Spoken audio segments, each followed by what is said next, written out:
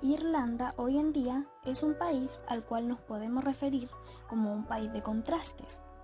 Esto puesto a que, por ejemplo, este país ha pasado de ser uno de los más golpeados por la crisis del 2008 a ser uno de los que ha tenido mayor recuperación posterior a la crisis.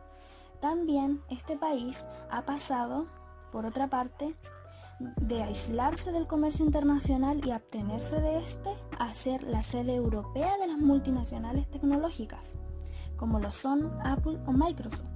Es más, Irlanda incluso ha pasado de ser uno de los países más pobres de Europa a ser el tigre celta. ¿A qué nos referimos con esto? Esta es una expresión utilizada para referirnos como un apodo al rápido crecimiento económico que experimentó la República Irlandesa durante los años 90 hasta el 2001 o 2002. También a la economía del tigre celta se le conoce como el boom o el milagro económico irlandés. Y justamente de eso de lo que hablaremos hoy en el video, de cómo Irlanda a partir de los años 90 tuvo tasas de crecimiento económico alrededor del 6% anual, pasando a ganarse el apodo del tigre celta, homónimo de los tigres asiáticos o dragones asiáticos, apodo que también se le dio a Chile en los años 90 como los jaguares de Latinoamérica. En el año 1922 Irlanda quedó dividida en dos, Irlanda del Norte, que aún pertenece al Reino Unido, e Irlanda o República de Irlanda, que es un país independiente.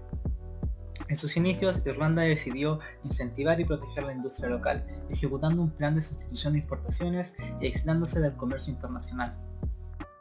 Sin embargo, las políticas adoptadas por Irlanda fracasaron, y esto se debe a diferentes motivos, como por ejemplo, uno de ellos es que al ser Irlanda un país pequeño, se les hizo imposible acceder a toda la gran cantidad de materias primas que necesitaban para la producción, obligando así a las empresas a importar insumos y maquinaria, los cuales tenían fuertes aranceles y restricciones de entrada.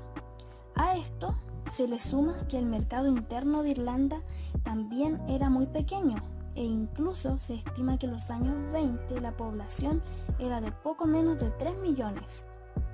Pero la mayor muestra de fracaso de las políticas irlandesas que estaban aplicando se ve en la migración de irlandeses principalmente hacia los Estados Unidos. Todo esto aun cuando Irlanda permaneció neutral a la Segunda Guerra Mundial.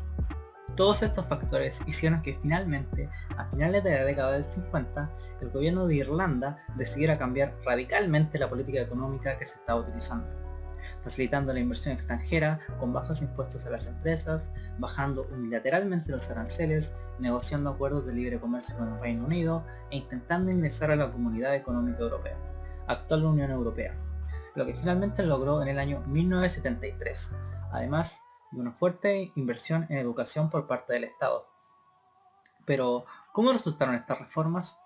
Si bien tener un mercado más abierto ayuda a tener un crecimiento económico mejor, en la década del 60 respecto a la de los 50, el costo de la reforma fue muy alto, porque las empresas locales que se formaron en las décadas anteriores no podían competir con los productos importados. Por otra parte, la migración de los irlandeses continuaba. Más adelante, la década de los años 70 fue la primera década en donde la población de Irlanda aumentó desde la independencia. Además, el crecimiento económico fue de un 4% promedio al año. Sin embargo, el desempleo aumentó, la inflación anual era de un 13%, y el mal contexto internacional de la época, principalmente la crisis del petróleo, sumado a los desequilibrios de las cuentas públicas, generaron que finalmente la década de los 80 fuera peor. El desempleo seguía aumentando y además regresó un problema constante en Irlanda, que era la migración, y esta vez existía una matriz diferente en ella, ya que esta vez los migrantes eran en su mayoría jóvenes cualificados, lo que genera una gran pérdida en el capital humano. Junto con ello, también continuaban los problemas fiscales, con aumento de impuestos y gastos fiscales, que seguían generando déficit y aumentando la deuda y desincentivando cada vez más la inversión. Pero, ¿cómo se pasó de estos problemas a una economía próspera? A finales de la década de los 80 se logra llegar a un acuerdo entre el gobierno, los sindicatos y empresarios. acuerdo en el cual el gobierno se comprometía a sanear las cuentas públicas con fuertes recortes en el gasto. Además, para facilitar la creación de empleo, se le ofreció a los sindicatos un menor aumento de los salarios, a cambio de una disminución gradual del impuesto a la renta, para que el salario disponible de los trabajadores continúe aumentando.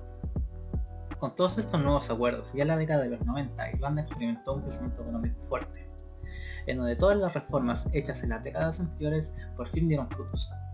Todo gracias a un modelo económico centrado en las exportaciones de alto valor añadido, que se pudo dar gracias a la apertura del libre comercio, a una mano de obra altamente cualificada y angloparlante, sumado a una fiscalidad menor que en el resto de Europa, que en esta etapa no solo benefició a la inversión extranjera como fue Microsoft o Intel, además permitió el crecimiento de empresas nacionales como Primark o Ryanair. Sin embargo, nada es eterno y en el año 2008 Irlanda fue afectado fuertemente por la crisis financiera global, pero el crecimiento de Irlanda 5 años después de la crisis, hasta el 2019, es de envidiar, como lo es también su capacidad de atraer empresas tecnológicas como lo son Google, Facebook o Twitter. Por el momento, la crisis del coronavirus deja en espera, a ver si el tigre celta vuelve a rugir.